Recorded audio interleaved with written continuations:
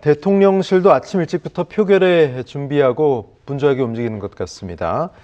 집거하던 대통령이 지난 목요일 담화를 발표했죠. 그 이후에 대통령실의 반응이 좀 궁금한데, 김용재 기자, 대통령실 반응 특별히 좀 있습니까? 예, 뭐 아직까지는 공개적으로 공식적으로 입장 나온 것 없이 침묵으로 일관하고 있는 모양새입니다. 분위기인데요.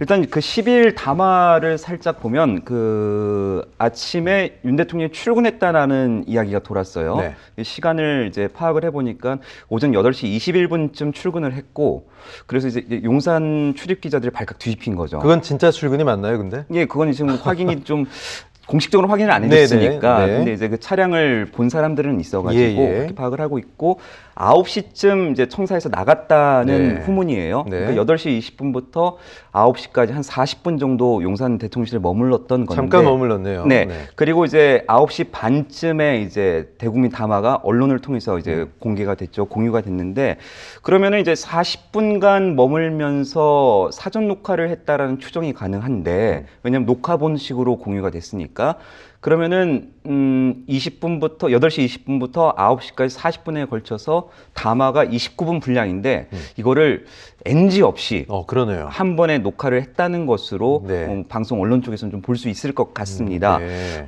그런데 이제 이 부분에 대해서 대통령실 전화를 좀 돌려보니까 대통령이 연설문을 담화문을 직접 쓴 것으로 좀 확인이 되고 있는 상황이고요. 네. 그러니까 29분 분량이 짧은 건 아니기 때문에 굉장히 좀 많은 심혈을 기울여서 쓴 것으로 파악이 됐고 일단은 대통령실 볼 때는 그 담화문 자체가 윤 대통령이 본인을 살려달라 뭐 이런 메시지가 아니라 당당하게 정면 돌파하겠다. 그리고 상당하게 수사에 임하겠다는 메시지로 보는 것 같은 느낌이 강하게 좀 들고 있습니다. 일단은 대통령실 관계자들도 윤 대통령이 법적으로 잘못한 건 없다라는 입장이 확실합니다. 그 대통령으로서 이제 통치행위를 정당하게 한 건데 왜 당부터 이해를 못하는지 모르겠다면서 이제 당을 이야기를 하기도 했고요. 직접 옮기지는 못하겠지만 그 한동훈 대표를 향한 좀 강도 높은 비난도 들었던 것 같습니다. 특히 한 대표뿐만 아니라 한 대표 주변 측근들, 그러니까 조언하는 그룹에 대해서도 약간은 좀 격이 떨어진다는 반응을 보이기도 했어요. 네. 헌재에 대해서도 언급을 조금 했었습니다. 제가 취재를 해보니 이런 반응, 그러니까 헌재는 정치재판소다.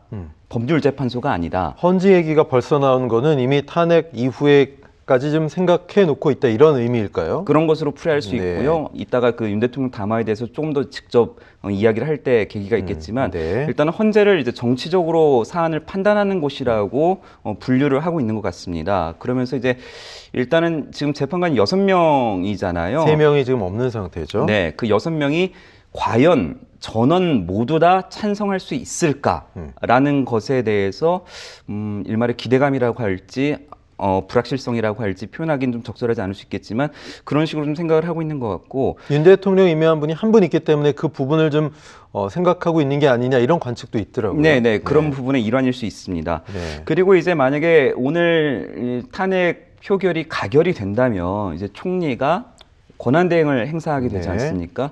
이렇게 됐을 경우 이제 재판관을 이제 공석인 3명을 임명을 하게 되는 그 상황이 생길 수 있는데 이런 부분에 대해서도 총리가 과연 적극적으로 그 임명권, 그러니까 인사권을 행사할 수 있을 것인가 여기에 대해서도 좀 의문을 달고 있는 것 같고 대통령실은 이제 윤 대통령의 탄핵이 가결이 되거나 그러면은 이제 권한대행을 보좌하게 된다고 해요. 대통령실은 정상적으로 출퇴근을 네. 하면서 총리와 함께 국정 운영을 이야기를 하게 될 거라고 하는데 만약에 총리에게 결격 사유가 있어서 권한대행이 순차적으로 뭐 경제부총리, 사회부총리로 넘겨지게 된다면 이때에도 마찬가지로 권한대행을 순차적으로 보좌하게 된다라고 이야기를 해주더라고요. 그 얘기는 지금 한덕수 총리도 어쨌든 내란 혐의에 대해서 피의자 신분이기 때문에 어떻게 될지 모른다라는 뜻이기도 하겠네요. 맞습니다. 네. 그런데 이 대통령실의 기류, 그러니까 뭐 비상계엄 전에도 약간 좀 그 전국을 바라보는 약간 불편한 기색들이 역력했거든요. 제가 만났던 사람들, 용산 대통령실 관계자들 이야기를 좀 전해드리면은 야당 입장에서는 탄핵 추진을 일관되게 지속적으로 해오지 않았습니까? 저렇게 탄핵을 계속 이야기를 하면은 대통령이 그 거부권 외에도 막을 수 있는 무언가를 줘야 한다. 그게 무엇이냐라고 물었을 때 국회 해산권이라고 그랬어요. 아, 그것이 대통령이 쓸 수 있는 방어권이다. 라는 이야기들을 그때 들었을 때는 좀 굉장히 무서운 이야기를 하는데라고 했는데 비상계엄이 근데 이렇게 더 무서운 게 나온 거예요. 예, 그죠? 비상계엄이 선포가 됐던 거죠. 공교롭게도 그 이야기를 들었던 저녁에 비상계엄 아하. 선포가 있었습니다. 이미 어떤 기류들이 감지가 됐다 이렇게도 볼 수 있겠네요. 네, 이제 와서 이제 드는 생각인데 그 이야기가 비상계엄과 맞닿아 있었다는 그러네요. 거죠. 네.